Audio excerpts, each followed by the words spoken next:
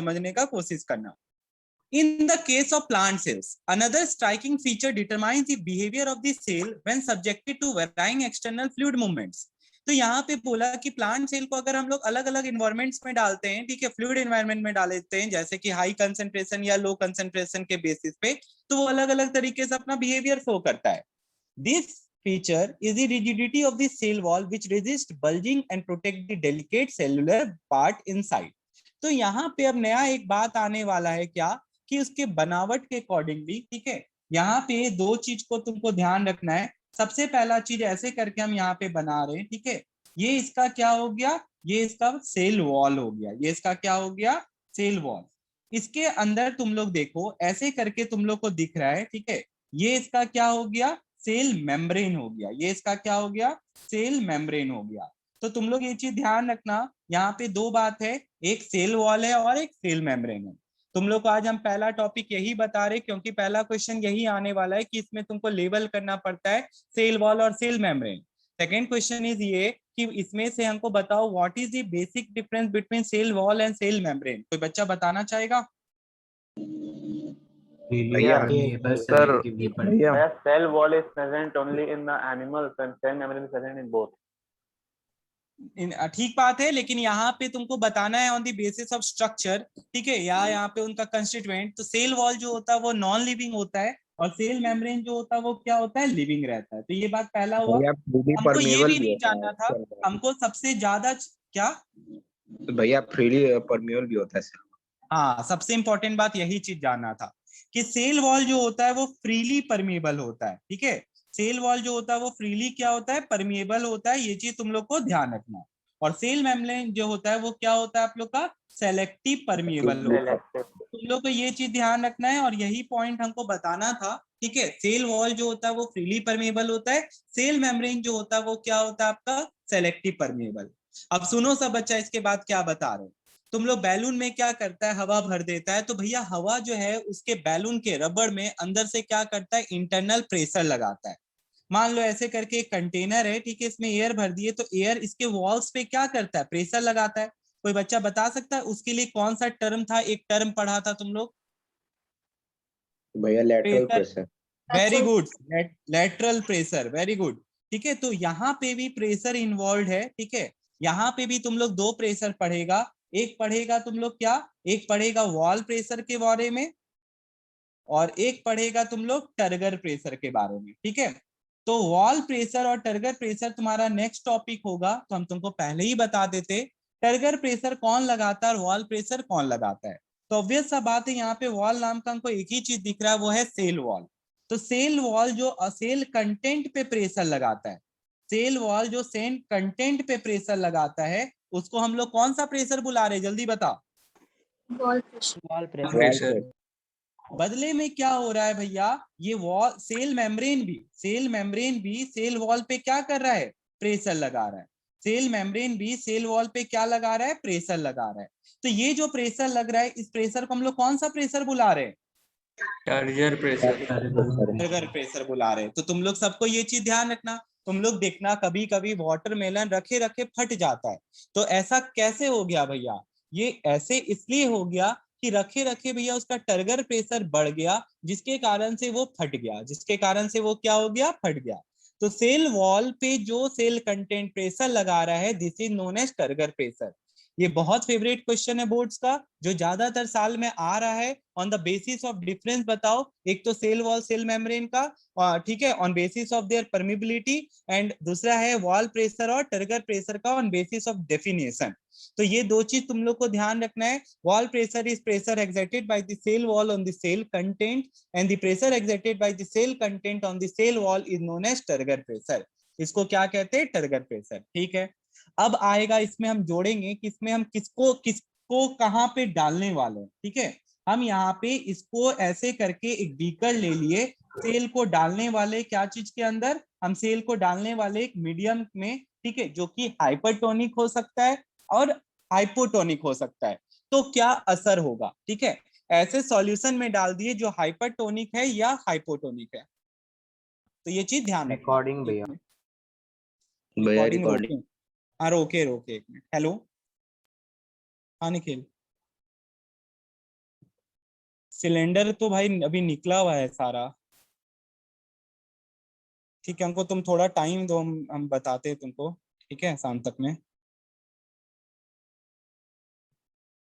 अच्छा अच्छा, अरे वो सिलेंडर सारा निकला हुआ, मतलब दिया हुआ है किसी ना किसी को।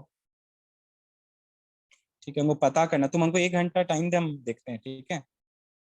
तुम कितने देर में लेके आ पाए अंकल को? दो।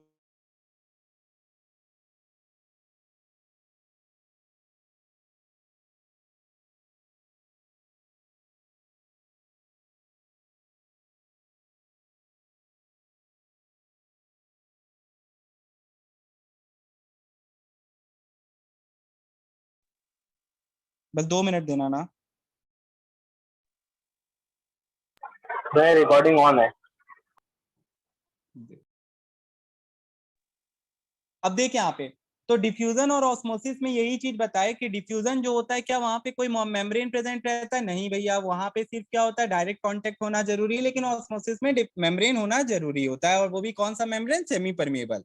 तो ऑलरेडी हम तुम लोग को एक बात बोल चुके हैं कि यहाँ पे अब ऐसा मत सोचना कि भैया रैपिड और स्लो 2 वर्ड का तो हम ये याद कर लेते मेरा काम बन जाएगा, नहीं।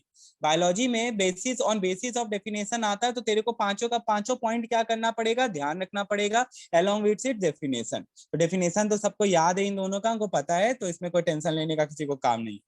अब आता है एक्टिव ट्रांसपोर्ट। भैया what do you mean by active transport? भैया पानी को मूव करा दिए, तुम्हारा पार्टिकल्स को मूव करा दिया, अब हम आयंस को मूव कराएंगे। तो आयंस को जो मूव कराएंगे, वो आयंस को जो मूव करता है वो हमेशा उल्टा मूवमेंट करता है, that is low to high concentration. अब क्योंकि ये उल्टा मूवमेंट कर रहा है, तो यहाँ पे एनर्जी लगेगा, यहाँ पे क्या लगेगा? एनर्जी।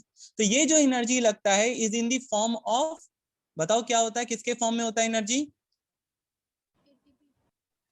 ATP। एटीपी। तो is in the ATP, very good, ठीक है, तो सबको पता है ये बात भी, तो एटीपी के फॉर्म में होता है। तो यहाँ पे क्योंकि भैया वो क्वेश्चन आता है कि बताओ मेरे को यहाँ पे एनर्जी क्यों लगता है, तो तुमको बताना पड़ेगा because there is a movement in opposite gradient. Gradient बोले तो स्लोप, तो अपोजिट ग्रेडियंट में मूवमेंट होता है। तो भैया भैया ढलैया है तो आराम से पैडल मारना नहीं पड़ता है, लेकिन चढ़ाव जब रहता है, उल्टा चल रहे नीचे से ऊपर, तो हमको पैडल मारना पड़ता है, पसीना पसीना हो जाते, तो वहां तेरा एनर्जी लग रहा है।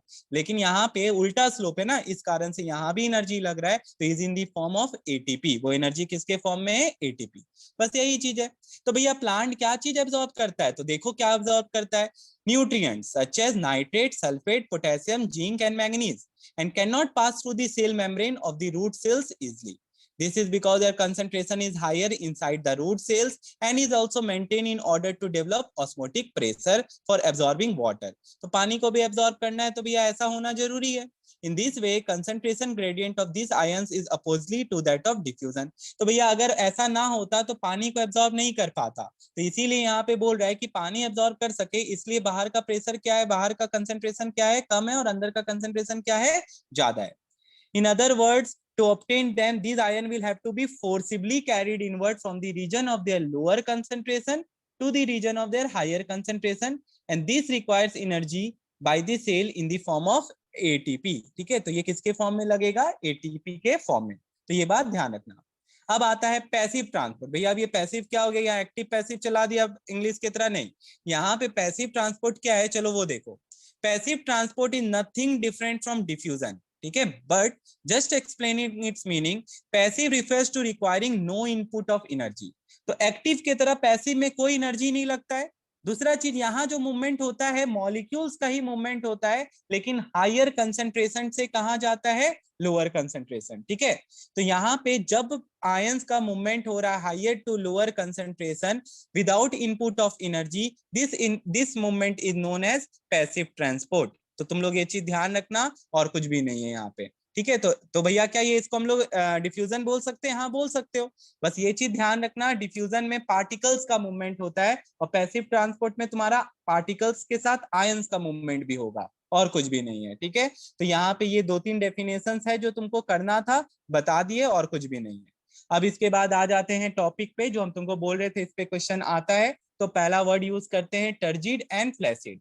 सिंपल सा मतलब है भैया, इसको हम लोग पढ़े हैं क्या कभी? हाँ पढ़े हो तुम लोग, हम बताते कहाँ पढ़े थे। तुम लोग पढ़ा था ये चीज में, टर्जिड क्या होता है समझाते तुम लोग को। ये क्या है बताओ तो कोई बच्चा मेरे को। टमाटर टमाटर स्टोमाटा, वेरी गुड। सेल तो गार्ड। स्टोमाटा है। तो नेक्स्ट चैप्टर तुम लोग इसी पे पढ़ोगे बायोलॉजी में, ठीक है। यहाँ पे तुम लोग देखो ट्रांसपिरेशन और फोटोसिंथेसिस में इसका बार बार नाम बताएगा। ये जो भैया पोर है, ठीक है, यहाँ देख अंदर का जो वॉल होता है, ये वाला वॉल, ये तुम्हारा क्या होता है, ये ज्यादा थिक होता है। लेकिन ये वाला जो वॉल है भैया, ये वॉल, ये थीन होता है, ठीक है। थीन होने का कारण क्या है? थीन होने का कारण ये है कि ये अगल बगल वाले सेल से क्या खींच लेता है, पानी खींच लेता है। अगल बगल वाले सेल से क्या खींच लेता है, पानी खींच लेता है, और ये भैया फूल जाता है, ठीक है। तो ये जब फुली डिस्टेंडेड रहता है, बैलून की तरह पूरा फूल जाता है, तो उस कंडीशन को हम लोग कहते हैं टर्जिड। उसको क्या कहते हैं, टर्जिड। स्टोमाटा अगर तुम्हारा यहाँ पे ये है क्या एक्चुअली में, इसको क्या बुलाते हैं हम लोग, इन दोनों को? भैया गार्ड सेल। Guard cell. तो जब इसमें भैया पानी भरा पड़ा है, ठीक है, तो यहाँ पे, ठीक है, इसमें तुम लोग पढ़ोगे, इसको खोलने का या बंद करने का थ्योरी है K plus ion concentration theory, जो लास्ट में नहीं, अगले चैप्टर में बताया जाएगा। और दूसरा है sugar concentration theory. Sugar concentration theory जो है ओल्ड मेथड है और इसको डिस्कार्ड कर दिया गया है। बाद में आया K प्लस आयन थ्योरी। हम तुमको जो बता रहे वो सुगर कंसंट्रेशन थ्योरी के हिसाब से बता रहे। तो समझो एक बार खाली बस। तो अगल बगल के सेल से वो पानी खींचा भैया, वो क्या हो गया, फूल गया। और फूल गया तो खुल गया, ठीक है। तो यहाँ पे ये चीज ध्यान रखना, ये अगर भैया टर्जिड है, टर्जिड होने से क्या मदद मिला, जल्दी से बताओ तो, जल्दी बता, क्या वो मदद मिला? स्टोमाटा खुल गया भैया। और यहाँ पे यही चीज है, अगर ये भैया पिचक जाता, पानी अपना विड्रॉ, अब भैया पानी कब, तुमको पता होना चाहिए भैया, पानी जब प्लांट में पानी का कमी हो जाता है तो वो अपना पानी को, ठीक है, अगल बगल वाला सेल वापिस से जैसे पानी लिए हो ना, वापिस ये लोग पानी खींच लेगा। अगर पानी खींच लेगा तो भैया ये विड्रॉ करने पे वापिस से क्या हो जाएगा, बंद हो जाएगा, ठीक है। ये क्या हो जाएगा, बंद हो जाएगा। तो ऐसा क्यों हुआ? क्योंकि अगल बगल वाला सेल भैया पानी खींच लिया। अगर पानी खींच लिया तो ये किस स्टेट में आ गया, तो ये भैया पिचक गया, it came into state of flaccidity, ठीक है। तो ये चीज ध्यान रखना। और स्टोमाटा जो है तुम्हारा वो क्या हो जाएगा, बंद हो जाएगा। तो यहाँ पे हो गया क्लोजिंग ऑफ स्टोमाटा। समझ में आ गया तुम लोग को? हाँ भैया। ठीक है। तो यहाँ पे यही चीज अब हम बताने वाले, फ्लैसिडिटी और टर्जिडिटी जो बताए वो इसका एक एग्जांपल लेके बताए। अब ये चीज को हम सेल में बताएंगे और उसमें हम क्या लेंगे, इन्वायरमेंट लेंगे, लिक्विड इन्वायरमेंट लेंगे, जो कि उसका कंसंट्रेशन का बात करेंगे, जो तुम जान चुके हो ऑलरेडी, हाइपरटोनिक और हाइपोटोनिक। तो उसमें रखेंगे तो क्या होने वाला है, चलो वो देखते हैं। तो अब देखो क्या बताता है यहाँ पे,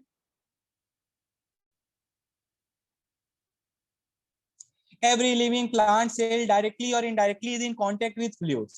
The root hair in particular are surrounded by soil water. All such cells are subjected to osmosis and the water continue to enter as long as the cell sap is more concentrated than the surrounding fluid. When a cell reaches a state where it cannot accommodate any more water, भैया अब ये और पानी नहीं हटा सकता, stomata और पानी नहीं हटा सकता, इट इज फुली डिस्टेंडेड, वो पूरा के तरीके से क्या है, खिंचाव हो रखा है भैया उसमें, इट इज कॉल्ड टर्जिड। उस कंडीशन को हम लोग क्या बुलाते हैं, टर्जिडिटी। याद होगा बॉयंट एंड बॉयंसी, उसी तरह यहाँ पे बुला रहे वो, द सेल इज टर्जिड।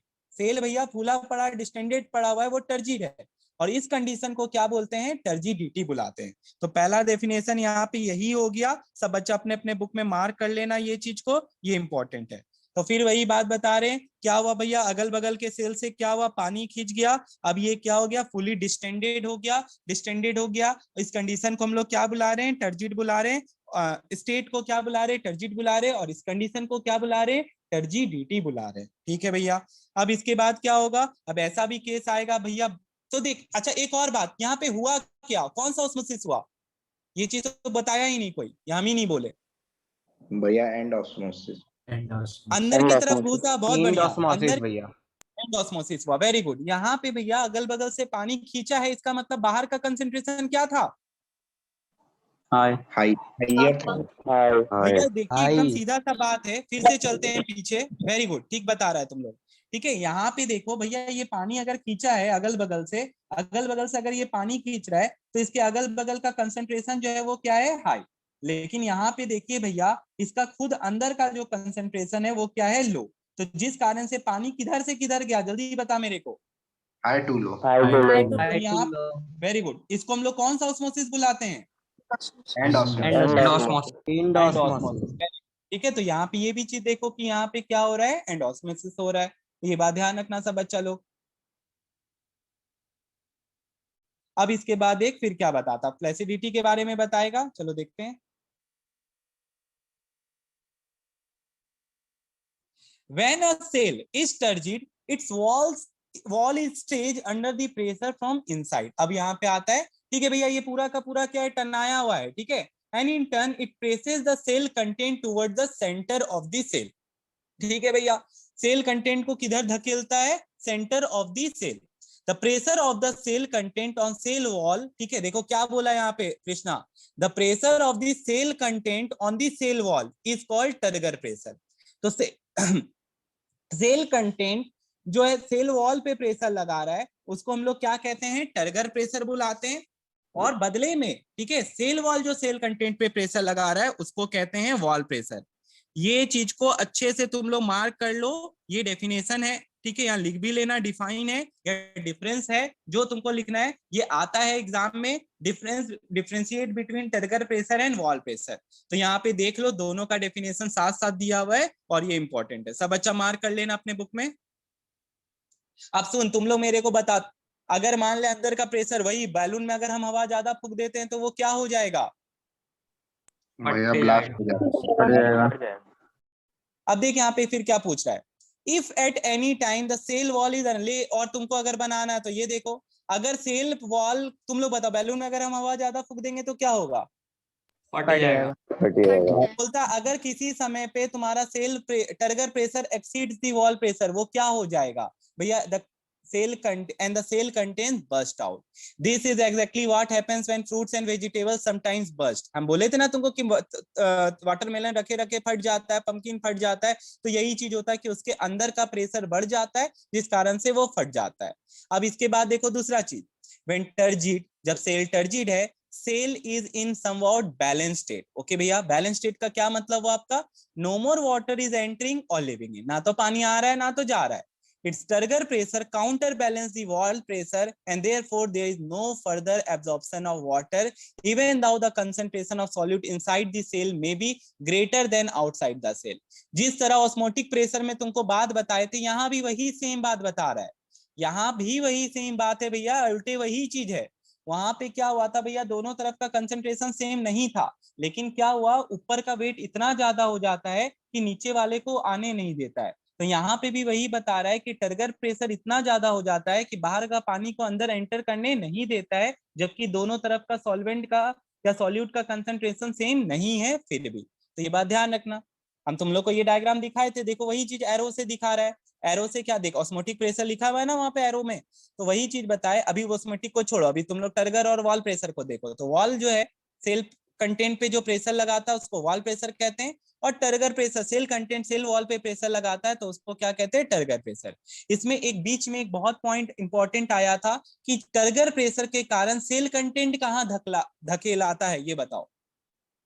बाहर की तरफ नहीं, पहाड़ की अंदर की सेंटर। तरफ। वेरी गुड, वेरी गुड जी, जो भी बच्चा था वो सेंटर की तरफ भागता है। कारण सुनो, ऐसा नहीं हो रहा है यहाँ पे, तुम लोग एक चीज ध्यान नहीं दिया, ठीक है, क्या था, ठीक है, वो सुनो, यहाँ पे भैया जो प्रेशर लग रहा है ना वो एक तरफ से नहीं लग रहा है, इधर से भी लगा रहा है, इधर से भी लगा रहा है, इधर से भी लगा रहा है और इधर से भी लगा रहा है।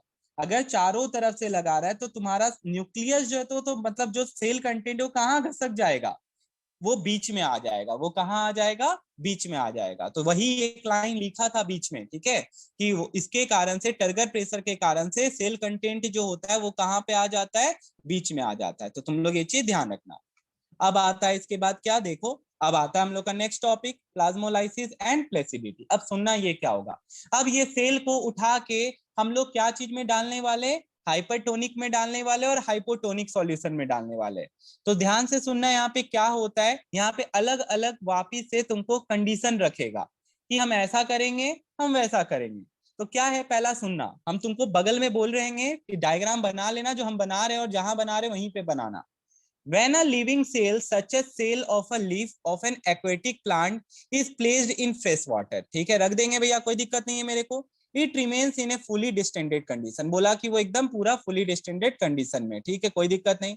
Its plasma membrane, मतलब देखो इसको कौन, चल अब देख, यहाँ पे हम क्या करें, एक पत्ता ले लिए भैया, उसको क्या चीज में डाल दिए, फ्रेश वाटर में डाल दिए। It remains in A fully distended condition, भैया वैसे का एकदम, मतलब पत्ता जो है जैसा था वैसा पड़ा हुआ है। It's plasma membrane remains in close contact with the cell wall and presses against it just like a rubber bladder. अच्छा, फुटबॉल देखा है तुम लोग? फुटबॉल अगर देखा होगा तो फुटबॉल देखने से भी कुछ नहीं होगा, फुटबॉल जब फट, ठीक है, उसके अंदर ब्लैडर रहता है, उसके अंदर क्या रहता है, ब्लैडर। छोड़ फुटबॉल को, तुम टायर देखा ना, टायर, आजकल तो ट्यूबलेस टायर आने लग गया बहुत सारे कंपनीज में। साइकिल का टायर जो होता है उसके अंदर एक पतला सा ट्यूब और रहता है जो रिम से सटा हुआ रहता है। तो वो जो ट्यूब है और वो जो टायर है, ठीक है, ट्यूब और टायर जो है सेम अरेंजमेंट यहाँ पे है, ठीक है, सेम अरेंजमेंट क्या है यहाँ पे, just like a rubber bladder of a football pushes against the leather casing.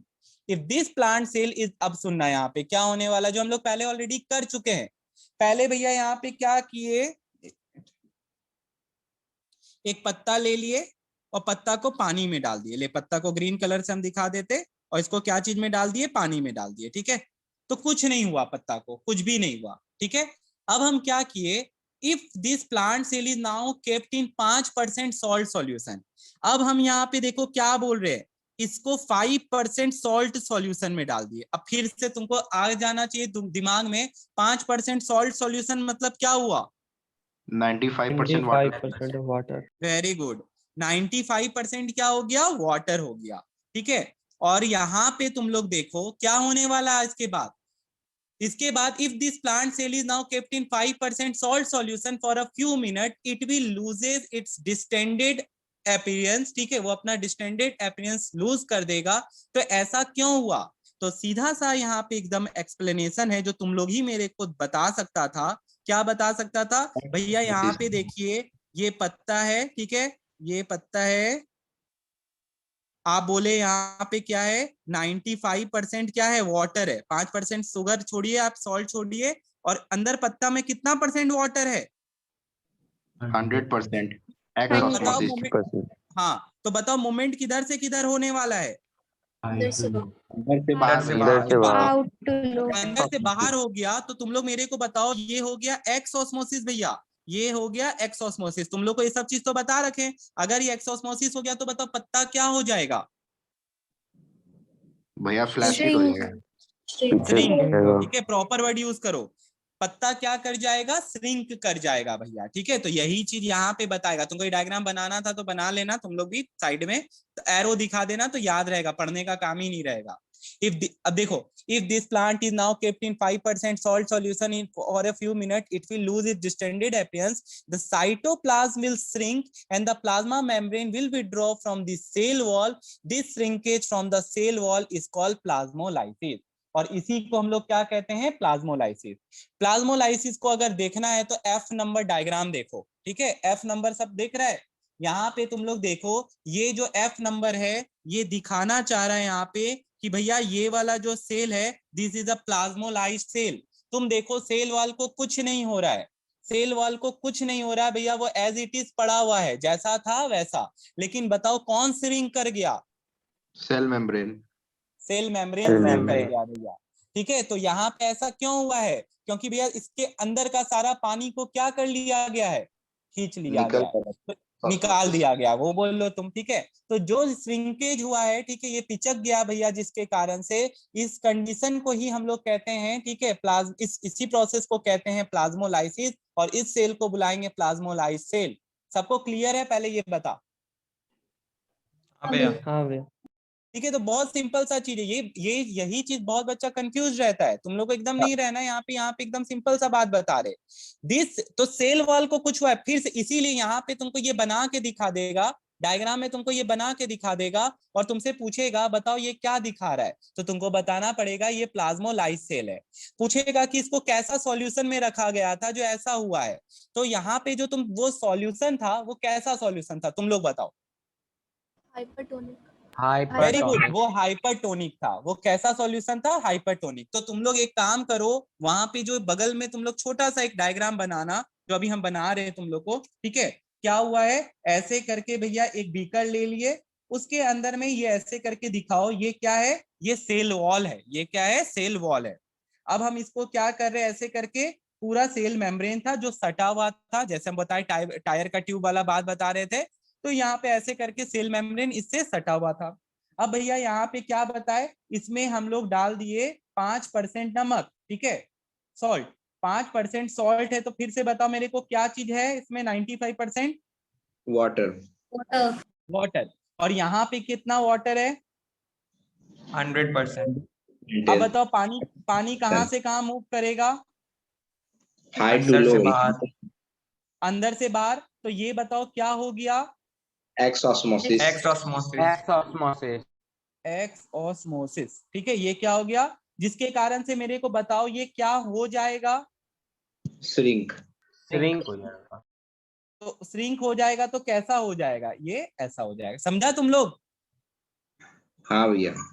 ठीक है। अब बताओ इस कंडीशन को क्या बुलाएंगे? Plasmolysed cell. Plasmolysis. Plasmolysed cell. और इस प्रोसेस को क्या बुलाएंगे? प्लाज्मोलाइसिस। इसको कैसे सॉल्यूशन में रखे थे? हाइपरटोनिक। हाइपरटोनिक।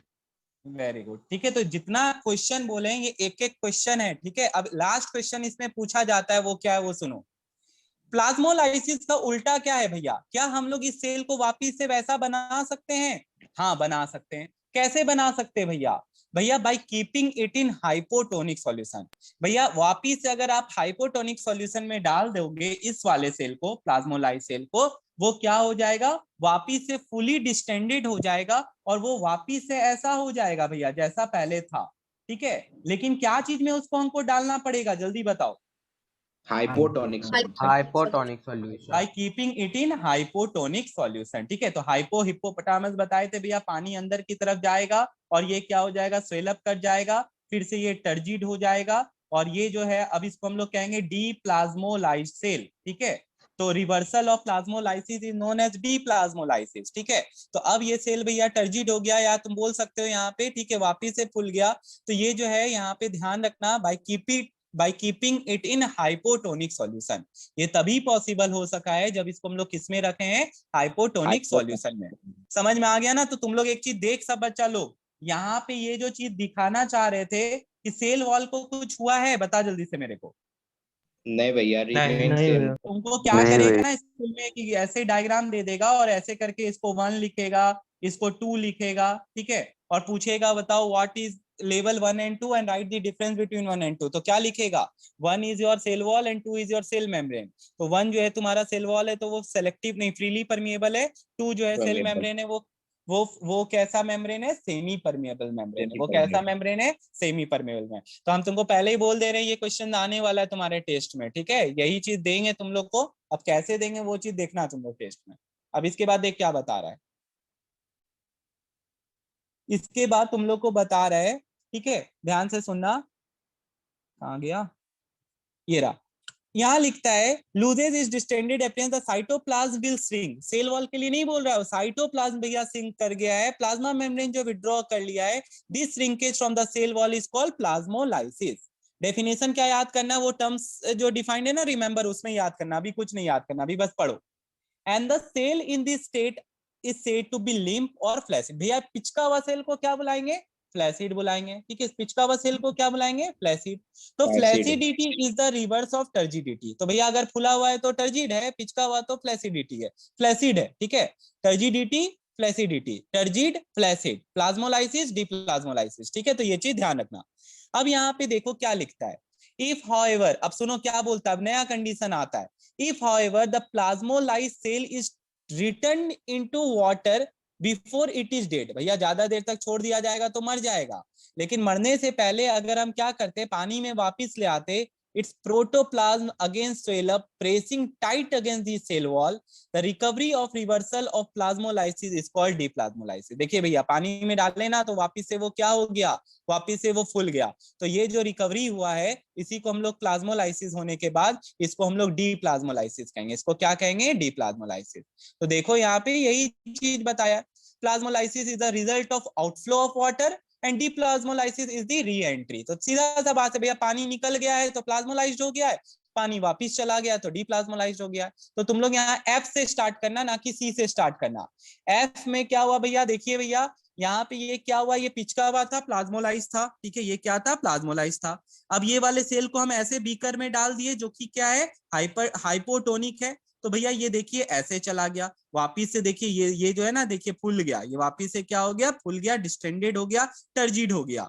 तो ये क्या हो गया, ये अब सी जो है वो डीप्लाज्मोलाइज्ड हो गया, सी क्या हो गया, डीप्लाज्मोलाइज्ड हो गया। तो तुमसे अगर पूछेगा कि प्लाज्मोलाइज्ड है तो तुम देखो इसके लिए डायग्राम क्या यूज कर रहे हैं हम, इसके लिए हम ये वाला डायग्राम यूज कर रहे हैं।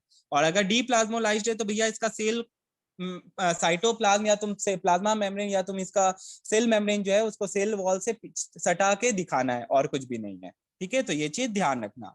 इसके बाद देखो क्या बताता है। अब डेफिनेशन है, तो डेफिनेशन अगर कोई पूछ रहा था कौन सा याद करना है तो ये वाला याद करना है। तो सुनते जाओ क्या बता रहा है। Turgidity is the state of the cell in which the cell wall is rigid and stretched by an increase in the volume of vacuoles due to absorption of water. The cell is said to be turgid. ठीक है, तो वैसे cell को हम लोग क्या बुलाते हैं, टर्जिड। प्लाज्मोलाइसिस क्या है भैया, is the contraction of cytoplasm. सुन लो, बार बार यहाँ पे एक वर्ड पे लोग फोकस कर रहा है, is the contraction of cytoplasm किससे भैया, from the cell wall caused due to किसके कारण हुआ, withdrawal of water के कारण हुआ। ठीक है, पानी निकल गया बाहर, कैस कब निकला, जब उसको कौन से सॉल्यूशन में रखें, जल्दी बता।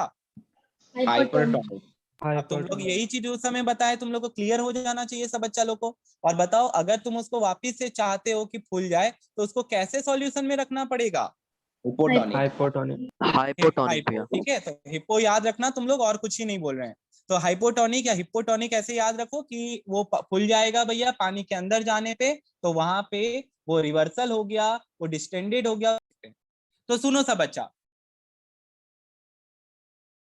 तो देख uses of turgidity to plants, plants का क्या यूज होता है टर्जिडिटी में। तो पहला चीज बताता है, turgidity provides rigidity to soft tissue such as leaves. ठीक है, वहां देखिए लीफ भी भैया, अब तुम लोग याद करो, छुई मुई प्लांट याद होगा, मिमोसा प्रोडिका, टच मी नॉट, उसमें क्या करता है भैया, पानी भरा रहता है तो फूला रहता है, अगर पानी विड्रॉ कर जाता है तो वो क्या कर जाता है, मुरझा जाता है, विल्ट कर जाता है। तो ये क्वेश्चन आता है, when there not enough water in a leaf it wilts, मुरझा जाता है भैया। that is its petiole and lamina, petiole जहां से वो जुड़ा रहता है प्लांट से, लेमिना हो गया पूरा उसका फ्री सरफेस, ठीक है, becomes loose and the leaf droops down, झुक जाता है भैया। wilting of the leaves is usually noticed when a plant is exposed to, तो क्वेश्चन आता है ये वाला, ठीक है। तो इसका रीजन यहाँ पे अलग है, विल्टिंग का रीजन यहाँ पे अलग होता है। विल्टिंग का रीजन ये हो जाता है कि पानी जितना एब्जॉर्ब नहीं हो रहा है उतना पानी वो क्या कर रहा है, निकाल देता है प्लांट, ठीक है। द रेट ऑफ एब्जॉर्प्शन, जब रेट ऑफ एब्जॉर्प्शन या rate of transpiration increases the rate of absorption, तो वहां पे क्या, बाई रूट्स भी लिखना जरूरी है, तब उस केस में प्लांट अपना पत्ता को क्या कर देता है, मुरझा देता है। और ये बहुत इंपॉर्टेंट क्वेश्चन है, आगे दो चैप्टर और आएगा, ट्रांसपिरेशन और फोटोसिंथेसिस, दोनों में भी ये बात बताएगा। तो लीफ अगर रेट ऑफ ट्रांसपिरेशन, भैया पानी ज्यादा निकाल रहा है प्लांट और पानी खींच ही नहीं रहा है, तो प्लांट अपने आप को बचाने के लिए क्या करता है, अपना सारा पत्ता को विल्ट करा देता है ताकि स्टोमेटा बंद हो जाए और पानी क्या हो जाए, निकलना बंद हो जाए। In the evening when transpiration is reduced, the quantity of water absorbed exceeds the loss of water through transpiration। देखो आया ना यही चीज, the turgidity of leaf cell is restored and leaves again stand out। तो जैसे उसका turgidity क्या हो गया, वापिस से गेन किया, वो वापिस से पत्ता क्या हो गया, खड़ा हो गया, बस खत्म कहानी। प्लाज्मोलाइसिस इन प्रैक्टिस, ये भी बहुत अच्छा गिव रीजन का क्वेश्चन सब है, ठीक है। तो हम तुमको बता रखे थे ऑलरेडी ये बात कि मम्मी लोग अचार जो बनाती है, याद आ गया होगा तुम लोग को इस बात से, सॉल्टिंग ऑफ मीट और addition of salt to pickle, ठीक है। मीट में या तुम्हारा पिकल में यहाँ पे हम लोग अगर नमक डाल रहे हैं, is a method of killing bacteria, bacteria को मार रहे हैं, कैसे भैया, भाई प्लाज्मोलाइसिस, ठीक है। क्या कर देते भैया, यहाँ पे देखिए नमक डालने से फिर से वही बात बता, बाहर का कंसेंट्रेशन क्या हो गया, लो, और अंदर का कंसेंट्रेशन क्या हो गया, हाई। भैया पानी, बैक्टीरिया के शरीर से पानी खींच लिया जाएगा, ऐसा हो जाएगा तो बैक्टीरिया क्या हो जाएगा, मर जाएगा। तो यहाँ पे सिंपल सा चीज है, तो तुमको यहाँ पे प्लाज्मोलाइसिस लिखना पड़ेगा। अगर तुम प्लाज्मोलाइसिस वर्ड यूज नहीं करते और कुछ भी इधर उधर गाना गा रहे हो तो तुमको मार्क्स नहीं मिलने वाला है। If I am asking you कि बताओ अगर हम नमक डाल रहे हैं या पिकल में, तो उसमें तुम लोग क्या ऑब्जर्व करोगे, ठीक है।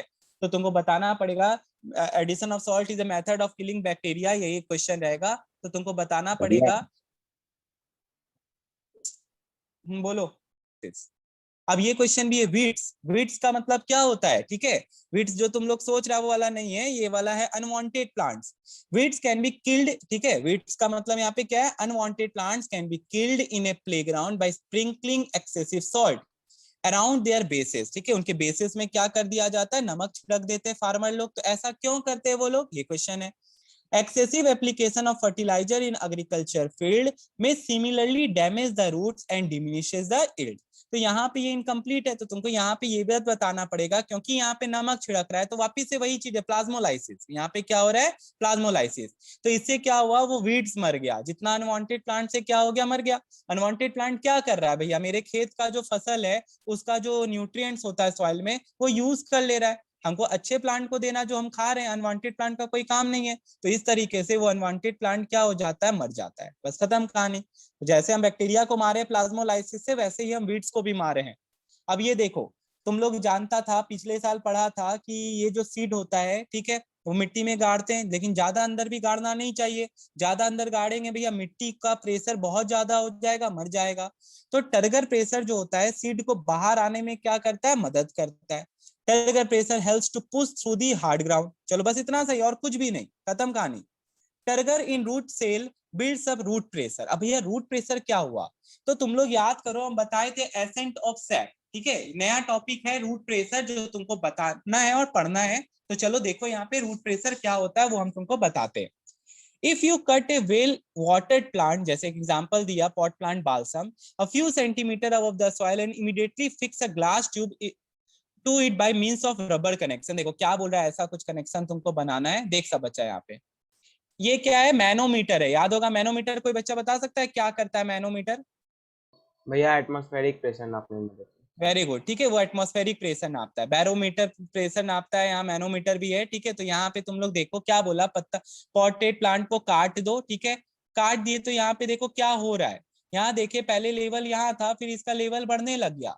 तो ये जो प्रेशर बढ़ रहा है ये किसके कारण से बढ़ रहा है, तो ये पाए यहाँ पे रूट के कारण से, क्योंकि और तो कुछ है ही नहीं भैया यहाँ पे। तो ये जो प्रेशर है, ठीक है, this pressure is known as root pressure.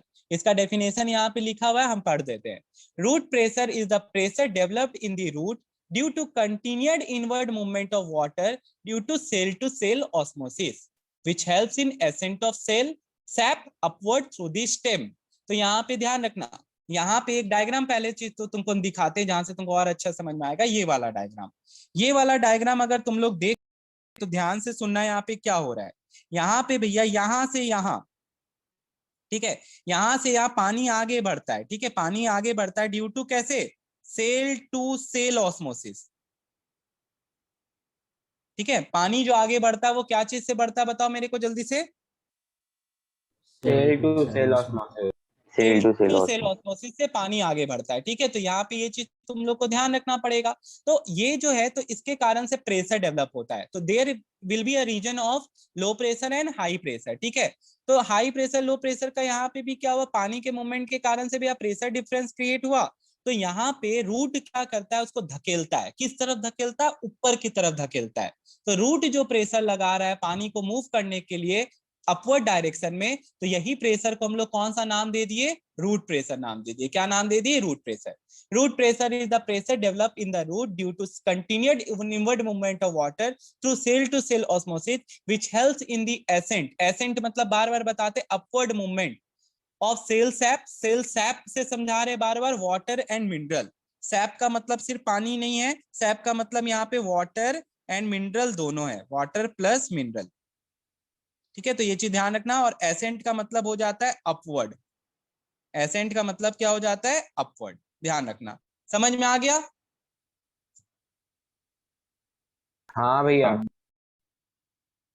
Loss of water through a cut stem is called bleeding. तो तुम लोग ये चीज ध्यान रखना, यहाँ पे जो पानी का लॉस हो जाता है, ठीक है, कट स्टेम के थ्रू, इसी को हम लोग क्या कहते हैं, ब्लीडिंग कहते हैं। तो ये चीज का भी ध्यान रखना, और कुछ भी नहीं है, ठीक है। Takes place through stomata. Stomata are microscopic parts consisting of two kidney-shaped parts. In stomatal transpiration, water vapor moves through the stomata of leaf. Water absorbed by the roots rises through the stem and reaches भैया the दो आवाज आ base रहा of है। the leaves through veins. A large number of spongy mesophyll cells in the leaf have their surfaces exposed to the intercellular spaces. The surfaces of देखो ये जो दिखा रहे हैं, हम पहला चीज बता देते क्योंकि आगे ये चैप्टर्स में आने वाला है। ये दिखा रहा है स्ट्रक्चर ऑफ लीफ। तो अगर तुम लीफ का स्ट्रक्चर देखेगा तो यहाँ पे देख सकता है ऊपर और नीचे वाला लेयर है, ठीक है। तो इसको एपिडर्मिस, इंडोडर्मिस तुमको पढ़ाया गया था। तो तुमको भी पता है कि स्टोमेटा जो पाया जाता है वो कहाँ पाया जाता है, लोअर सरफेस ऑफ लीफ में पाया जाता है। तो ये देखो, ये जो तुमको दिख रहा है, दिस इज स्टोमेटा। ये जो है भैया लैमिना बुलाते हैं, इसका जो फ्री सरफेस होता है पत्ता का, उसको हम लोग क्या बुलाते हैं, लैमिना। याद करो, तुम लोग बताए थे कि ऐसे करके अगर पत्ता होता है तो इसको हम लोग पेटियोल बुलाते हैं, और इधर ये क्या हो गया, लैमिना हो गया। तो ये चीज ध्यान रखना। अब इसके बाद देखो, ठीक है, यहाँ पे जो तुमको दिख रहा है लोअर सरफेस में स्टोमेटा है, इसमें तुमको दिखेगा बीच में होता है पैलेसिड सेल्स और मेसोफिल सेल्स। बहुत इंपॉर्टेंट है। तुमको यहाँ पे ये जो दिख रहा है ग्रीन ग्रीन कलर का, दीज आर क्लोरोप्लास्ट। ये सब जो है ये क्या है, क्लोरोप्लास्ट है। तो ये बात ध्यान रखना, ठीक है, और इसमें कुछ भी नहीं है। अब स्टार्ट करते हैं, यहाँ पे ध्यान से सुनो। of the cells give out some of the water which forms a thin film. The water from this film evaporates and the water vapor formed saturates in the intercellular spaces. This vapor then diffuses into the other connecting intercellular spaces and finally reaches substomatal space, from where it escapes out through the stomata. Stomata are absent in the submerged hydrophytes, that is, Hydrilla, Vallisneria.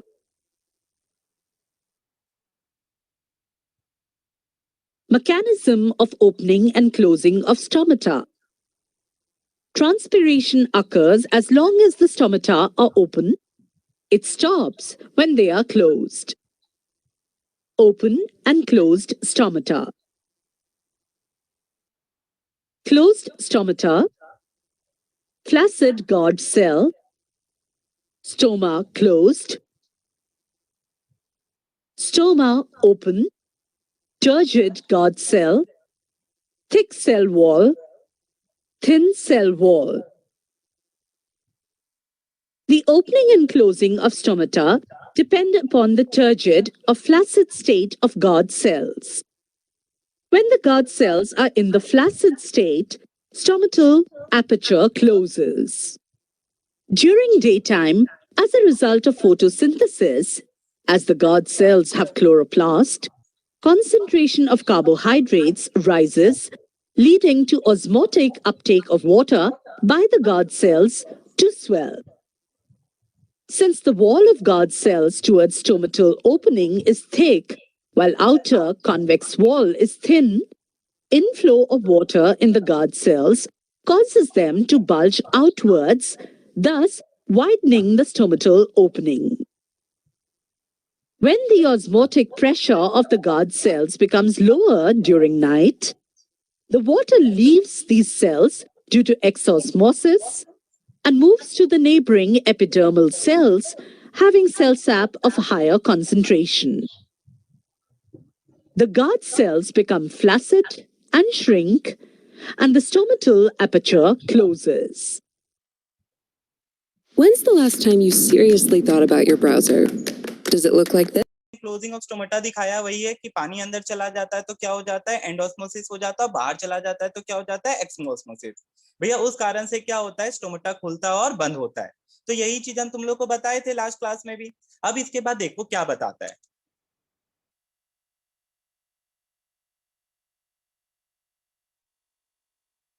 You have read about stomata in class 9. Their opening and closing depend on the turgidity of guard cells. सब बच्चा underline कर लो पहला तो ये point को कि opening and closing जो होता है वो क्या चीज पे डिपेंड करता है, टर्जिडिटी ऑफ गार्ड सेल। तो ये सब बच्चा लोग को पता भी है, ठीक है, जानता भी है, तो इसमें कोई बहुत बड़ा डिस्कशन का कोई बात ही नहीं है। तो यहाँ पे सीधा सा बात है कि पानी भरा हुआ रहेगा तो क्या हो जाएगा, स्टोमेटा खुला रहेगा, अगर पानी निकल जाएगा भैया पिचक जाएगा, फ्लैसिड हो जाएगा और वो बंद हो जाएगा। Each guard cell has a thicker wall on the side. हम तुमको पहले भी बताए थे कि बाहर वाला जो वॉल होता है वो each guard cell has a thicker wall on the side facing the stoma.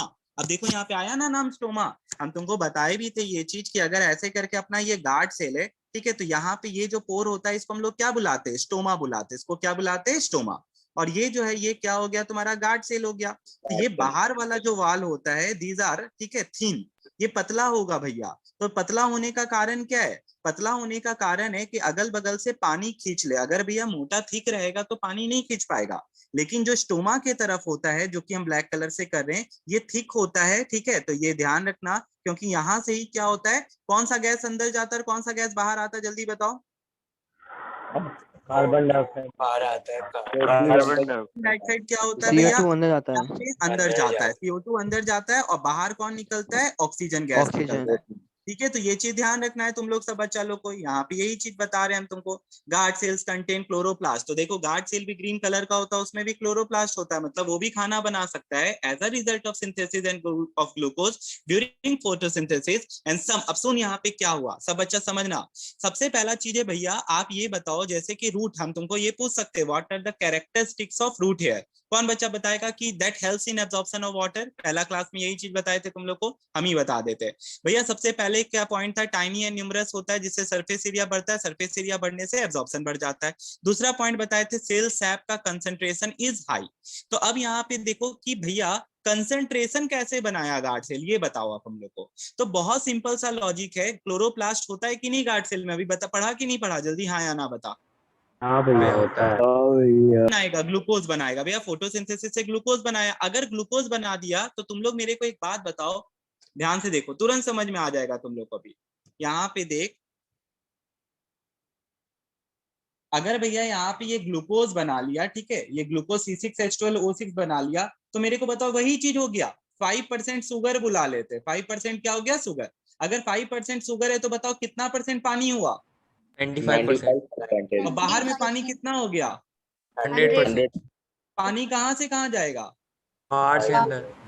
तो समझ में आया ये चीज। तो ये बताना, पहला चीज ये बताना चाहिए तुम लोग को कि ये जो सेल सैप में कंसंट्रेशन हुआ वो कहाँ से हुआ। तो तुमको बताना पड़ेगा कि भैया यहाँ पे क्या होता है, यहाँ पे तुम्हारा क्लोरोप्लास्ट प्रेजेंट रहता है। क्लोरोप्लास्ट जो कि क्या करता है, खाना बनाता है। खाना बनाने के कारण से यहाँ पे ये क्या हो जाता है, ये आपका यहाँ पे शुगर का कंसंट्रेशन हाई हो जाता है, और जिसके कारण से यहाँ मूवमेंट जो होता है वो हाई टू कहाँ होता है, लो की तरफ होता है। तो इस चीज को ध्यान रखना। अब इसके बाद देखो फिर क्या बता रहा है यहाँ पे, इसके बाद बताता है यहाँ पे कि as a result of synthesis of glucose during photosynthesis and some other chemical change, the osmotic pressure of the content of guard cell increases and they absorb more water from the neighboring cell, ठीक है, and thus become turgid, और वो क्या हो जाता है, turgid हो जाता है। On the account of turgor, the guard cell become more arced, ठीक है, arced का मतलब क्या हुआ भैया, ऐसे कर्व्ड हो गया ये, और क्या हो गया, arced। जितना turgid होगा उतना खुलेगा, टर्जिड है तो खुला हुआ है, और भैया फ्लैसिड होने पे, निकलने पे पानी वो पिचक जाएगा, and thereby the opening, खुलने, टर्जिड है तो opening of stomata. At night क्या हो जाता है भैया, shortage of water in the leaf हो जाता है, जिसके कारण गार्ड सेल जो होता है पिचक जाता है, और अब वापिस से वो क्या हो जाता है, स्ट्रेट हो जाता है, जिसके कारण से आपका ये स्टोमेटल अपर्चर जो होता है वो क्या हो जाता है, बंद हो जाता है। तो आप लोग सबको यही बात बताए और इसमें कुछ भी नहीं है। समझ में आ गया? हाँ भैया। ओके, ठीक है। अब आता है टर्गर मूवमेंट, ठीक है। तो ये टर्गर मूवमेंट क्या है, तो हम तुमको एक बात बता देते, अभी जो एग्जाम है उसमें क्वेश्चन हम पूछने वाले तुम लोग को, नेम दी फॉलोइंग का 5 मार्क्स में जो होगा, नेम, ठीक है, give the biological name for touch me not plant. तो उसका नाम क्या हो जाता है, मिमोसा पुडिका, ठीक है। तो mimosa pudica is pure touch me not plant या सेंसिटिव प्लांट, जैसे हम तुम लोग को, अच्छा अभी तो नहीं पढ़ाए, तो उसी तरह से आगे जब जाओगे फोटोसिंथेसिस पढ़ोगे तो तुमको उस समय पढ़ाया जाएगा कि ऐसा ऐसा प्लांट होता है जिसका वेरीगेटेड लीव्स होता है भैया। वेरीगेटेड लीव्स का मतलब होता है जहाँ पे पैचेस होता है लीव्स में, कहीं पे ग्रीन कहीं पे नॉन ग्रीन। तुम लोग गार्डन प्लांट देखा होगा तो उसका नाम पूछेगा, एक्वेटिक प्लांट का नाम पूछेगा, तो यहाँ पे जो नाम पूछ रहे हैं, ये ध्यान रखना। उसी तरह जो बच्चा लोग स्कूल में जेनेटिक्स पढ़ चुका है, तुम लोग मेरे को बताओ what is the biological name of P? P को क्या बुलाते हैं? देख पेज पलटा रहा है। पाइसम सेटाइवम, ठीक है। पी को क्या बुलाते हैं? पाइसम। हम लोग जैसे इंसान है, हम लोग भी कॉल आवरसेल्फ होमो सेपियंस, ठीक है। डजंट बिलोंग कि हम लोग कौन से, डजंट काउंट कि हम लोग किस जेंडर से बिलोंग करते हैं, किस कंट्री से बिलोंग करते हैं, किस कास्ट से बिलोंग करते, कोई मतलब नहीं, ठीक है। किस सेक्स से बिलोंग करते हैं वो भी कोई मतलब नहीं। We all are homo sapiens, ठीक है। तो उसी तरह जितना भी पी प्लांट आता है उसको हम लोग बुलाते हैं क्या? पाइसम सेटाइवम, ठीक है। तो नाम, ये सब बायोलॉजिकल नेम याद कराया जाता है। 7th 9th में तुम लोग थोड़ा बहुत पढ़ा भी था किंगडम क्लासिफिकेशन में।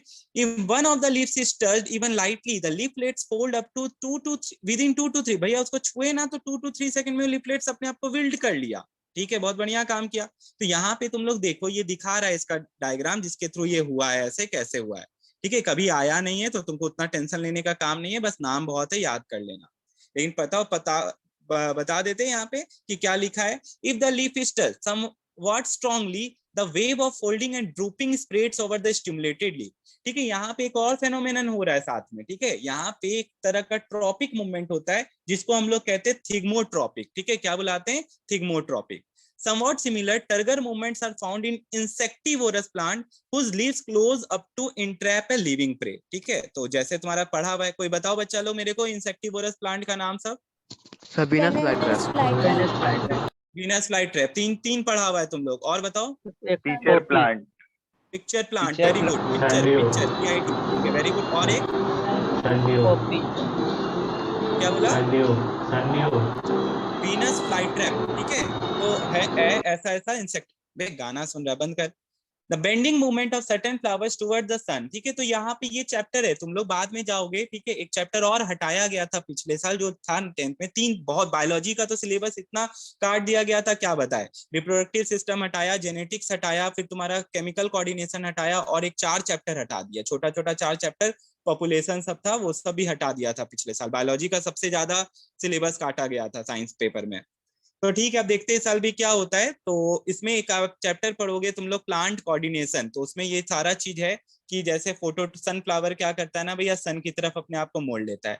कुछ प्लांट होता है ग्रेविटी की तरफ उसका रूट्स भागने लग जाता है। तो those all movements are called tropic movements. उसको क्या बुलाते हैं? ट्रॉपिक मूवमेंट्स, ठीक है। तो ये चीज ध्यान रखना। अब हम तुम लोग को एक और बात बताते हैं, ठीक है, जो तुम लोग ऑब्जर्व किए होगे या सुने होगे। यहाँ पे देखो क्या होता है, बोलता है भगवान जी निकले हैं जमीन से, ठीक है। ये सब भी ट्रिक है एक तरह का। अब बायोलॉजिकल ट्रिक देखो क्या दिखाया यहाँ पे, कि इसके नीचे बहुत सारा सीड रख दिया, ठीक है। ये सीड जो है क्या हुआ, धीरे धीरे क्या एक्सपेंड होने लगा, ठीक है, जो बाहर निकलना चाह रहा है, और उसके ऊपर मूर्ति रख दिया। तो लगता है कि भगवान बाहर आए जमीन से, तो ऐसा कुछ भी नहीं होता है, ठीक है। पढ़े लिखे गंवार नहीं बनना है तुम लोग को, तो ये सब चीज का ध्यान रखना। अब आता है रूट प्रेशर। तो हम लोग पहले ही पढ़ चुके हैं भैया, रूट प्रेशर क्या होता है? ड्यू टू सेल ऑस्मोसिस, वहां पे भैया क्या होता है, कंसंट्रेशन गैप बनता है लो प्रेशर और हाई प्रेशर का। क्यों? ड्यू टू रूट, ठीक है। और इसी प्रेशर को हम लोग क्या कहते हैं? रूट प्रेशर बुला लेते हैं। तो लिखता है root pressure is the pressure developed in the root due to inflow of water, या तुम लोग पढ़ा था due to cell osmosis, brought about due to alternate turgidity and flaccidity of the cell of the cortex and the root hair cells which helps in pushing the plant shape upward। ठीक है, ये plant cell को ऊपर धक्का देता है, ठीक है, ऊपर जाता है, पानी जाता है ऊपर, और इस पानी के ऊपर जाने को ही हम लोग क्या कहते हैं? Accent of SAP. सिर्फ पानी ही नहीं जाता है, वाटर के साथ मिनरल्स भी जाता है, तो वाटर प्लस मिनरल्स को वी कॉल इट सैप, ठीक है। तो ये चीज ध्यान रखना, और कुछ भी नहीं है। लेबलिंग ये आता है तो देख ले सब बच्चा लोग, हम तुम लोग को पहले भी बताए थे। पहला तो 3 चीज तुमको ध्यान रखना है, 3 पार्ट। क्या क्या पार्ट है भैया बता दो वापिस से। तो पहला पार्ट यहाँ पे देख सकता है, ये वाला पार्ट, ये हम लोग रूट हेयर में भी पढ़े थे, इसको हम लोग कहते हैं एपिडर्मिस। ओके भैया, फिर आ जाता है तेरा सेंट्रल पार्ट, यहाँ से यहाँ वाला, ठीक है, इसको क्या कहते हैं भैया? यहाँ से यहाँ टोटल इसको कहते हैं कॉर्टेक्स रीजन। फिर भैया यहाँ पे देखिए ये वाला जो रीजन आ जाता है, ये आ जाता है आपका क्या? We call it endodermis. इसको क्या बुलाते हैं? इंडोडर्मिस। हाँ ये रहा, ये देख ले, इसको क्या बुलाते हैं? इंडोडर्मिस। फिर भैया पूरा एक साइकिल रहता है, सर्कल रहता है, ठीक है, पूरा एक क्या रहता है? सर्कल रहता है, जो कि बार्क बनाता है, स्टेम, ठीक है। यही वाला पार्ट जो है जिसमें कैम्बियम बुलाते हैं, मेरिस्टेमेटिक टिश्यू रहता है। तो इसी में देखो, इसमें जो बाहर वाला पार्ट है जिसको हम ब्लू सर्किल से घेर रहे हैं, दैट इज योर, बताओ क्या होता है वो?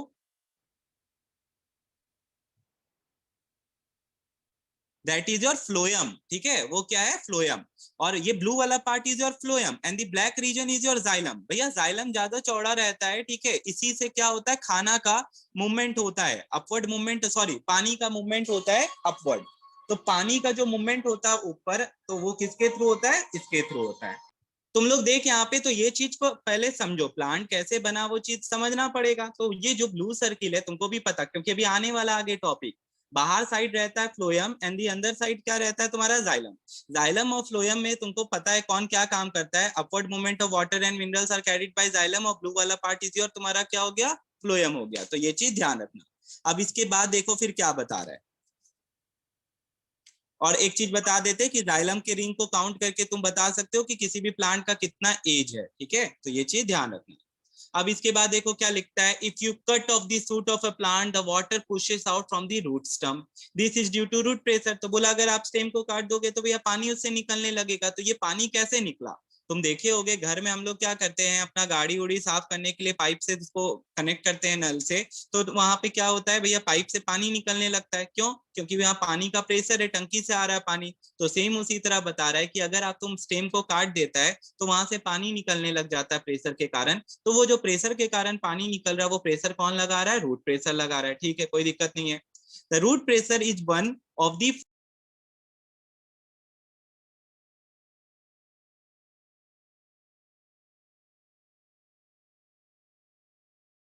आवाज नहीं आ रहा है भैया, आपका आवाज आवाज नहीं आ रहा। भैया आवाज अभी नहीं आ आ रहा रहा है, है। अभी आ रहा है, हाँ अब आ रहा है अब।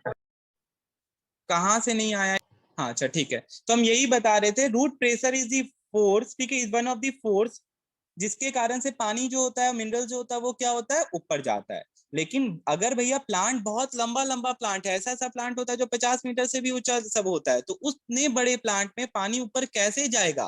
क्या अकेला रूट प्रेशर जिम्मेदार है फोर्स को पानी को ऊपर ले जाने के लिए? नहीं, वहां पे पानी को ऊपर ले जाने के लिए सेवरल फोर्सेस एक्ट करता है, जिसमें तुमको पहले भी बताए थे, कैपिलैरिटी रहता है, सक्शन प्रेशर रहता है, ट्रांसपिरेशन पुल रहता है, और एक क्या बताए थे तुम लोग को, यही वाला रूट प्रेशर रहता है, कोहेसिव फोर्स रहता है। तो ये सब फोर्सेस मिलके पानी को लंबे लंबे प्लांट में क्या करता है, ऊपर चढ़ाता है, और इस पानी के ऊपर जाने को ही हम लोग कहते हैं एसेंट ऑफ सैप।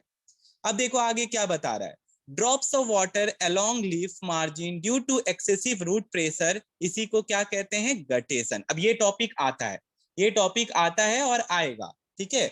गटेशन क्या होता है, ये है नेक्स्ट चैप्टर में, ऐसे हम तुमको बता देते जब ट्रांसपिरेशन, तुम लोग पीछे एक बार जाओगे, ले हम दिखाते हैं। ये रहा ट्रांसपिरेशन चैप्टर, ठीक है। ट्रांसपिरेशन में एक और फेनोमेनन होता है जिसको कहते हैं गटेशन। आज हम तुमको ये बात बता रखे हैं कि पानी का अगर लॉस होता है in the form of water vapour through a plant, उसको क्या कहता है, तुम लोग बता, loss of water in the form of transpiration. Transpiration. Very good. आज हम तुमको एक नया बात बताते हैं, बहुत बार पानी जो होता है लॉस होता है, ठीक है, in the form of water droplets, in the form of water droplets. तो ये जो वाटर ड्रॉपलेट्स के फॉर्म में पानी का लॉस होता है ना भैया, इसी को हम लोग क्या कहते हैं, गटेशन कहते हैं। इसी को हम लोग क्या कहते हैं, गटेशन। गटेशन का एक और नाम है जिसको हम लोग कहते हैं एक्सुडेशन। तो तुम लोग सब बच्चा लोग यहाँ देख सकता है, तो पानी का जो लॉस हो रहा है वो किसके फॉर्म में हो रहा है, वाटर ड्रॉपलेट्स के फॉर्म में हो रहा है। अगर वाटर वेपर के फॉर्म में होता है तो वी कॉल इट ट्रांसपिरेशन। पहला टॉपिक, पहला पॉइंट। दूसरा पॉइंट यहाँ पे क्या है भैया, ट्रांसपिरेशन जो होता है वो कब होता है, जनरली दिन के वक्त होता है, ठीक है, जब तुम्हारा फोटोसिंथेसिस होता है। उसी तरह गटेशन जो होता है वो दिन के वक्त नहीं होके रात के वक्त होता है, ठीक है। It occurs early night and early morning, early night बोलते हैं, at night and early morning. तो ये हो गया एक चीज।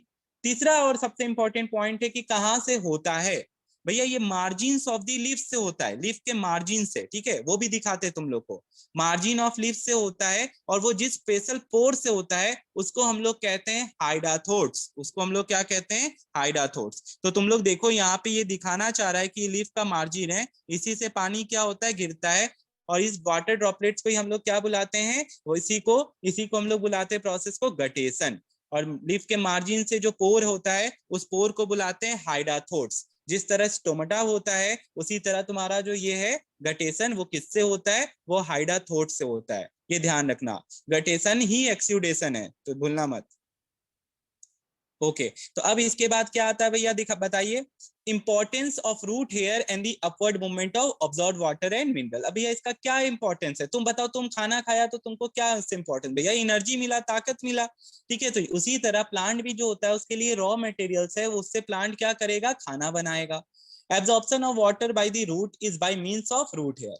अ root hair contains cells sap, आवाज आ रहा है ना? हाँ भैया। Okay, root hair contain cells है भैया, तीसरी बार आ रहा है यहाँ पे, बीच है हायर कंसंट्रेशन ऑफ सॉल्ट। भैया सॉल्ट का कंसंट्रेशन ज्यादा, पानी का कंसंट्रेशन कम, बाहर पानी का कंसंट्रेशन ज्यादा, पानी अंदर आएगा, ठीक है, हो गया भैया। This difference set up osmosis, तो भैया वहां पे क्या होगा, एंड ऑस्मोसिस होगा। From the cell bearing root hair water continues to pass, ठीक है, through the xylem vessels. The turgidity acquired by the cell in this process also helps to push the water upward through xylem vessels. तो यहाँ पे यही बताया, यही turgidity के कारण भैया xylem vessels जो है पानी को किस तरफ ले जाता है, ऊपर की तरफ ले जाता है। तो ये चीज ध्यान रखना, हम बार बार तुमको कह रहे हैं। अब हम लोग जो नेक्स्ट टॉपिक्स पढ़ने वाले हैं, अब सारा का सारा एक्सपेरिमेंट्स है। बायोलॉजी में एक्सपेरिमेंट बहुत मैटर करता है, सेक्शन बी में 5 मार्क्स के एक्सपेरिमेंट से क्वेश्चन पूछा जाता है। तो सबसे पहला एक्सपेरिमेंट जो तुम लोग को यहाँ पे दिख रहा है वो क्या है, वो है तुम्हारा ये वाला एक्सपेरिमेंट, ठीक है। बहुत सिंपल सा एक्सपेरिमेंट है और तुम लोग ऑलरेडी पढ़ चुका है, ऐसा कुछ नहीं है कि नहीं पढ़ा है। छोड़ो यहाँ पे क्या है लिखा हुआ, वो सब कभी पढ़ने का ही नहीं होता है, तुमको हम ऐसे बता देते हैं कि ये 2 एक्सपेरिमेंट इस तरीके से आता है, ठीक है। ध्यान से देखना कि कभी कंफ्यूजन नहीं रहे तुम लोग को। हम तुमको एक चीज क्लियर कर देते हैं यहाँ पे सबसे पहला चीज तुम लोग देखो, देख के और सोच के बताना, ठीक है, हड़बड़ाना मत। यहाँ पे हम 2 प्लांट बना रहे हैं, ठीक है, यहाँ पे हम क्या किए, 2 प्लांट बनाए।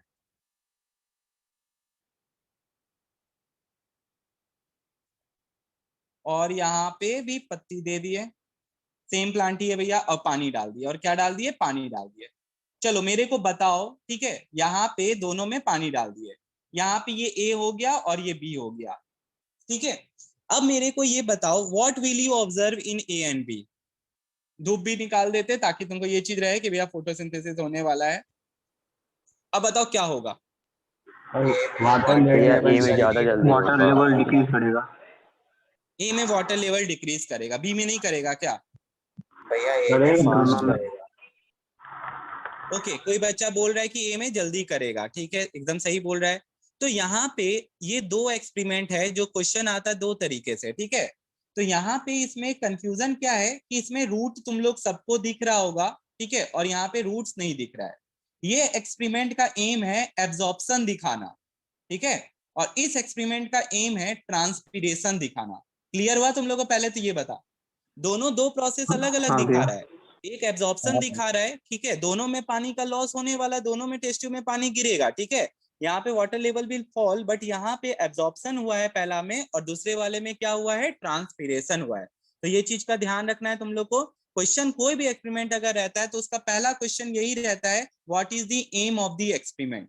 तो अब वापिस हम ये चीज बता देते हैं, तो तुम लोग को ये चीज क्लियर हो गया होगा।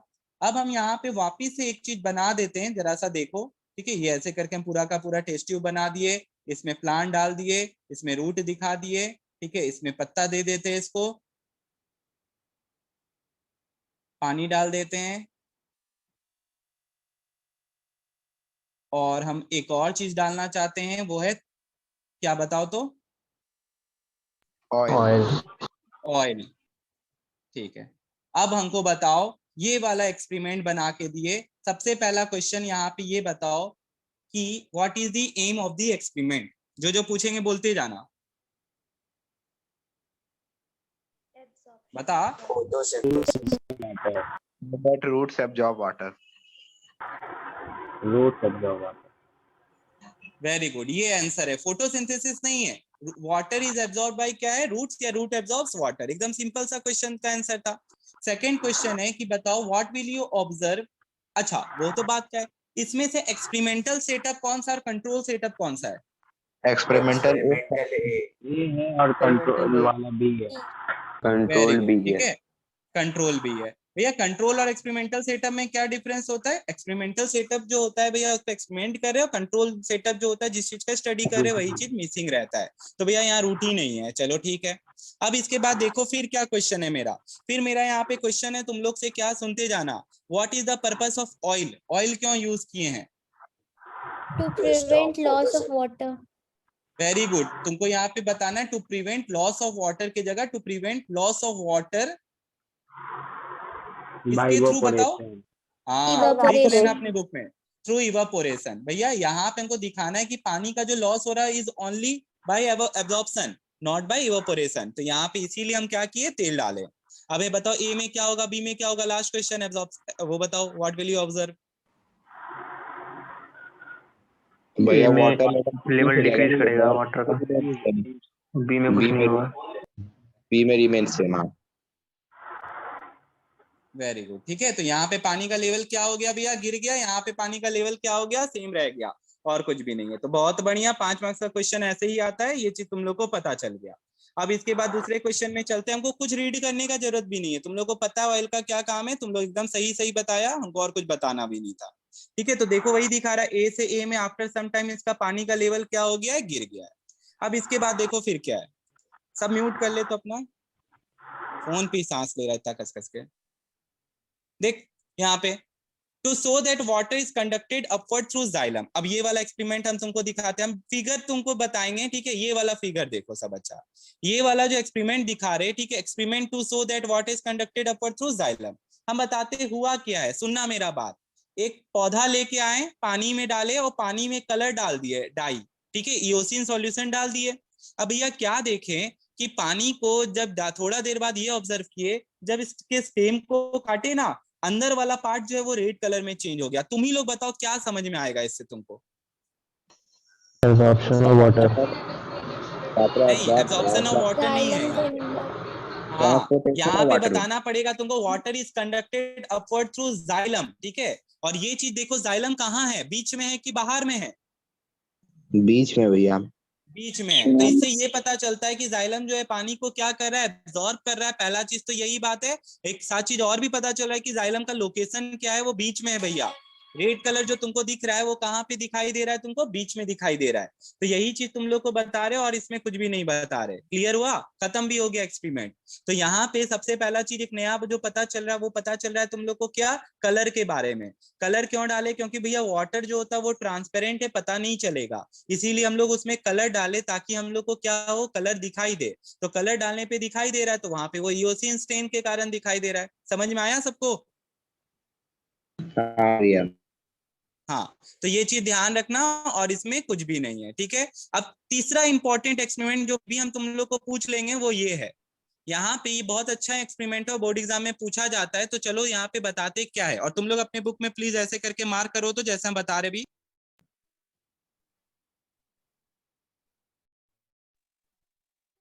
यहाँ पे सबसे पहला चीज ये एक्सपेरिमेंट में क्या बताना चाह रहा है, सबसे पहला चीज यहाँ पे ये बताना चाह रहा है कि अगर तुम लोग देखेगा, ये ऐसे करके एक स्टेम है, ठीक है। यहाँ पे हम प्लांट का दो पार्ट को काट रहे हैं, आउटर पार्ट को और इनर पार्ट को। तो अगर आउटर पार्ट देखोगे तो दैट इज योर फ्लोएम, हम तुमको पहले ही बता दिए थे।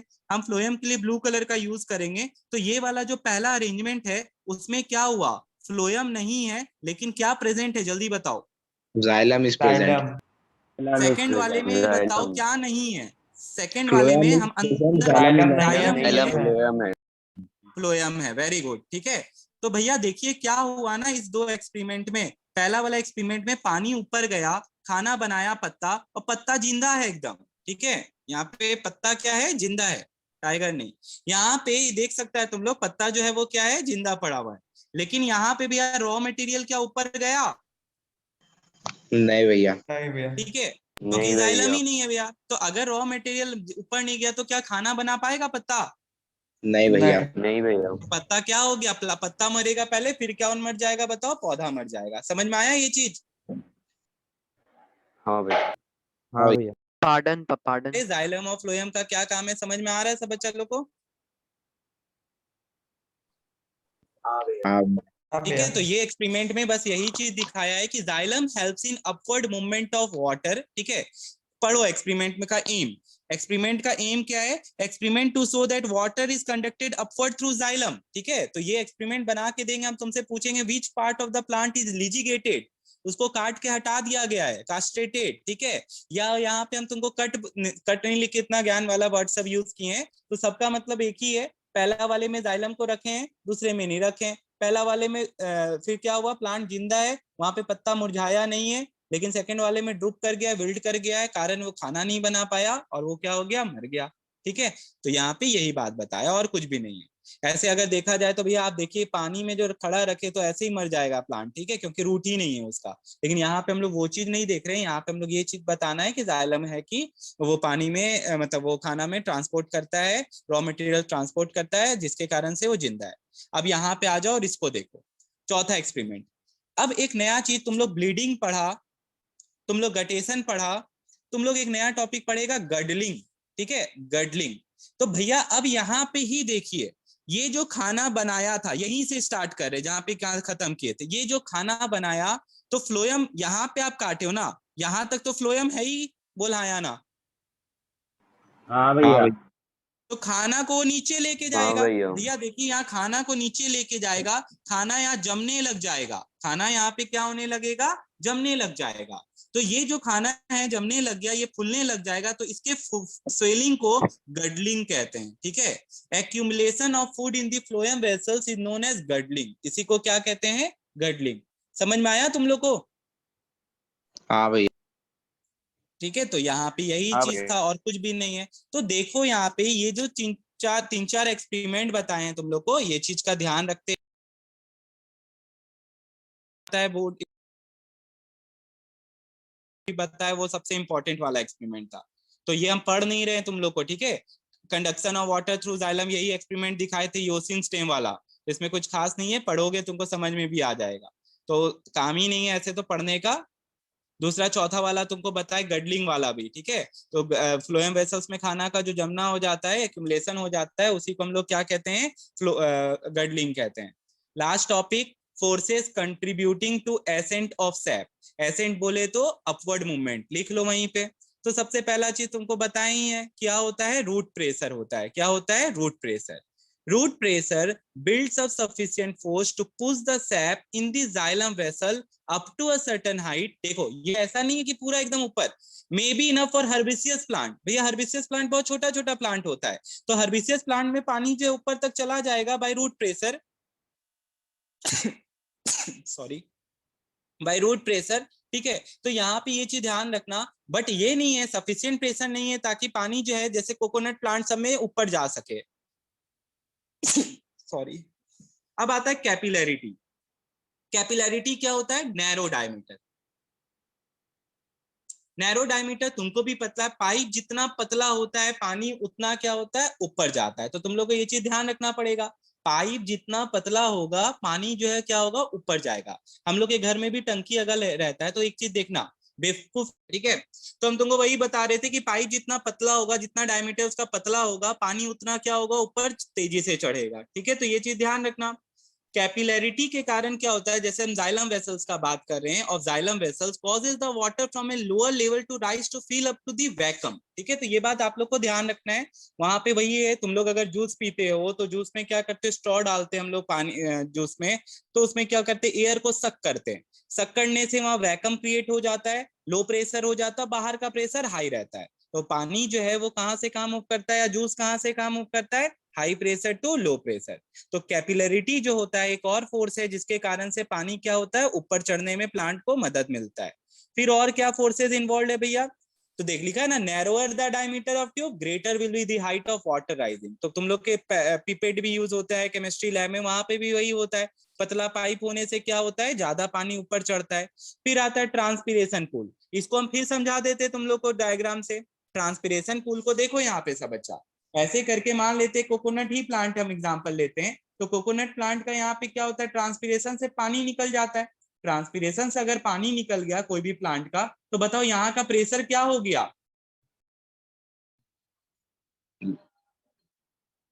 बता, लो लो, Low. और बाहर का यहाँ नीचे का प्रेशर क्या है, हाई। तो बताओ पानी कहाँ से कहाँ चढ़ेगा, ऊपर चढ़ेगा। High to low. अब तुम लोग एक और चीज High देखो to कि low. पानी का मॉलिक्यूल साथ साथ क्या होता है, चिपका रहता है। बहुत बार हम लोग बोलते हैं कि एयर ले लिया, ठीक है, तो वहां चिपका मोती जैसे रहता है, उसी तरह ये भी आपस में चिपका रहता है। तो इस फोर्स को कहते हैं cohesive force. Same kind of molecules में जो फोर्स लगता है उसको हम लोग क्या कहते हैं, कोहेसिव फोर्स। तुम लोग को पहले भी हम शायद दिखाए हुए हैं बहुत बच्चा लोग को कि अभी तुम लोग के स्कूल के कॉपी में क्या करते हैं, जहाँ पे कवर लगा हुआ है, पानी गिराओ हल्का सा और उसको ऐसे ऐसे करके मूव करो, देखो पानी जो है वो क्या करेगा, साथ साथ भागने लगेगा। तो एक पानी का मॉलिक्यूल दूसरे पानी के मॉलिक्यूल से चिपका हुआ रहता है, इसी प्रॉपर्टी को हम लोग कहते हैं कोहेसिव फोर्स। तो ये बात आप लोग को समझना पड़ेगा। तो यहाँ पे यही बात बताया और कुछ भी नहीं बताया। तो दिस सर्टेन फोर्सेस, ठीक है, यहाँ पे क्या करता है, सेवरल फोर्सेस सब मिलके पानी को एक लंबे प्लांट पे ऊपर चढ़ने में क्या करता है, मदद करता है। तो सीधा सा चीज है यहाँ पे। तो ये बात तुम लोग को बता रहे हैं और यही चीज तुमको ध्यान रखना पड़ेगा। इसके बाद देखो क्या बात बताता है। तो हम लोग देख रहे हैं यहाँ पे कैपिलैरिटी हुआ, ट्रांसपिरेशन हुआ, अब आता है एडहेशन। भैया एडहेशन कैसे आ गया इसमें, तो देखो it causes the water to stick to the surface of cells, thus drawing more water molecules from below the leaf cells. ठीक है, कोई दिक्कत नहीं है। दिस पुलिंग फोर्स और suction force provide the leaves in special important in tall plants. और tall plants में ये क्या करता है, मदद करता है। ये सेवरल फोर्सेस मिलके ही पानी को ऊपर चढ़ाता है और इसी पानी के ऊपर जाने को ही हम लोग कहते हैं एसेंट ऑफ सैप। ठीक है, और कुछ भी नहीं। तो तुम लोग देखो यहाँ पे कि पानी कैसे ऊपर चढ़ता है, ध्यान से एक बार देखो, और कुछ भी नहीं है। Transport of water and salts in plants.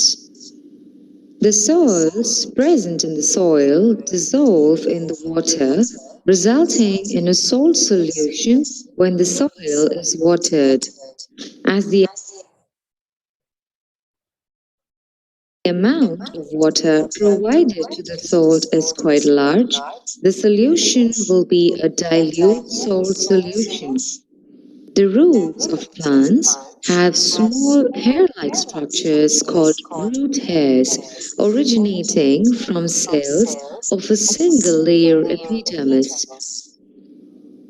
Dissolved salts are present in the cytoplasm of these cells, also called as cell sap. Cell sap is much more concentrated than the salt solution present in the soil. Cell sap is also a salt solution. However, it is more concentrated than the salt solution present in the soil. The cell membrane of the root hair is ठीक है, तो तुम लोग यही चीज देख रहे हो जो वो डायग्राम में दिखाया था। वो जो छोटा सा लाल कलर का तुमको दिख रहा है दैट इज रूट हेयर। ठीक है, वो ऑरेंज कलर का जो दिख रहा है वो क्या है, तुम लोग बताओ तो मेरे को, कॉर्टेक्स भैया। क्या है? Cortex. नहीं, ऑरेंज वाला पार्ट, दिस इज एपिडर्मिस। ये क्या है, एपिडर्मिस। ये वाला रीजन हो गया कॉर्टेक्स, ये वाला रीजन क्या हो गया, इंडोडर्मिस। ये पेरिसाइकिल हो गया, ये हो गया तुम्हारा फ्लोएम, और ये वाला पार्ट जो हो गया वो क्या हो गया, जाइलम हो गया। ठीक है, तो यही चीज यहाँ पे दिखाया है और कुछ नहीं। तो ये अब तुम देखो यहाँ पे एनिमेटेड वीडियो के थ्रू कि कैसे पानी ऊपर चढ़ने वाला है। a semi-permeable membrane that separates the cell sap, which is the concentrated salt solution, from the salt solution in the soil, which is the dilute salt solution. Water flows along with solutes from the soil into the cell. ठीक है, अब यहाँ पे देखो क्या बता रहा है कि वाटर जो है वो क्या कर रहा है, सॉइल से फ्लो कर जा रहा है। तो ऐसा कैसे हो रहा है भैया, क्योंकि बाहर में पानी का कंसंट्रेशन क्या है, हाई है, और यहाँ पे पानी का कंसंट्रेशन क्या है, लो, जिसके कारण पानी जो है वो हाई टू लो जा रहा है। तो वही चीज तुमको यहाँ पे पहले भी बताया और यहाँ पे भी बता रहा है। Cell sap of the root hairs. Thus, roots absorb water and salts from the soil by the process of osmosis. The absorbed water and salts will move to the next cell once again by osmosis. The movement of water from the roots to the other parts of the plant above the ground is called the ascent of sap.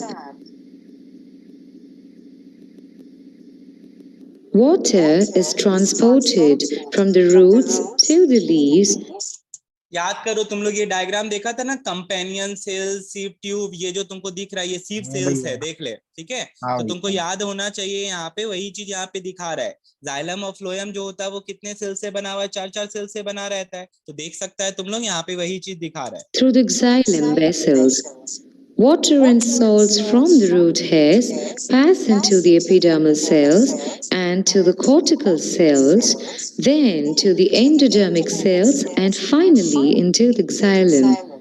The transport of water from the roots to the leaves is aided by the physical and the chemical properties of water and the composition of walls in the xylem vessels. These vessels are made of lignin and cellulose, which have strong attraction of water molecules. A thin, continuous layer of water is formed in the walls of the xylem vessels. This is because of the strong attraction or adhesive force. Between the water molecules themselves, there is a strong attraction. देखो अब क्या बोला, between the water molecule themselves, उनके बीच में भी अपना क्या होता है, खुद एक स्ट्रॉन्ग अट्रैक्शन होता है। वो कौन सा फोर्स होता है? कोहेसिव फोर्स होता है। कुछ पानी का मॉलिक्यूल आपस में क्या करा रहता है? चिपका रहता है। Or a cohesive force due to the formation of hydrogen bonds between the water molecules. Because of this, thousands and thousands of water molecules attach to the water molecule present on the walls, thus forming a continuous column of water molecules. The water molecules already present in the water column either get displaced or moved by the newly entering water molecules, ultimately pushing the water molecules towards the leaves. Root pressure is the pressure exerted by the water molecules absorbed by the root hairs.